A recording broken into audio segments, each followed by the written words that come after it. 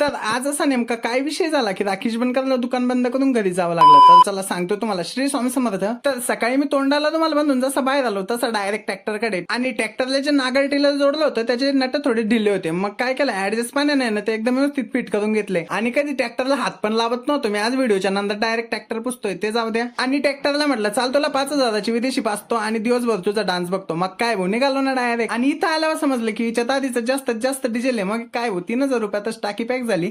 ते जाऊ द्या. घरी आलो ना माझं सर्व काही आटोपणं झालं आणि मग निघालो डायरेक्ट दुकानामध्ये स्कूटी घेऊन जायला. आता इथं आलो दुकान खोललं तर काल रात्री जो सामान आतमध्ये ठेवला होता तो एकदम तसा होता. मग काय तो सामान बाहेर काढल्यानंतर एकदम व्यवस्थित सेट करून ठेवला. आणि मधामध्ये एकदम रिकामा बसलोच होतो तेवढं ते ना बाहेर बघितलं तर डायरेक्ट नळाला पाणी आलं होतं.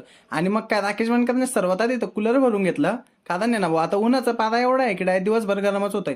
ते जाऊ द्या. कूलरमध्ये एकदम पाणी भरल्यानंतर करेक्ट 12:30 दुकान बंद करलं आणि जेवण करायला घरी आलो. तेवढ्यातच रस्त्यामध्ये दिसले एकदम क्यूटचा आणि जेवढं की आपल्या दावणीला आहे ना एकदम गोड गोड बाळ. जाऊ द्या त्या बाळाच्या नंदी लागून आपलं काहीच होणार नाही. त्यामुळे घरी आलो सर्वात आधी आपल्या मनाची त्याचं आटपलं. त्याला अर्धा तास लागला बाहेर कुलूप लावलं आणि नंतर हातामध्ये कट्टरपट्टी घेतली. आणि मी तुम्हाला बोललो होतो म्हटलं आपण त्या बाटल्या एकदम व्यवस्थित जमा करून ठेवल्या होत्या. त्या कापल्या आता उद्या पक्ष्यांसाठी ठेवतो. ते जाऊ द्या. आपल्या बोले बाबांच्या मंदिरावर आलो. इथं स्वामी चरित्राचं पारायण केलं आणि नंतर आज गुरुवार होता तर निघालो स्वामी समर्थांच्या केंद्रामध्ये जायला. तिथं गेलो तर आज आहे ना केंद्र बंद होतं कारण आज गुरुवार असल्यामुळे तिथे आहे ना लय लोक म्हणजे आज स्वामी चरित्राचं पारायण करत होते तिथं बसून. मग काय मी बाहेरून दर्शन घेतलं आणि भेटतो पुढच्या व्लॉगमध्ये. तोपर्यंत जय महाराष्ट्र.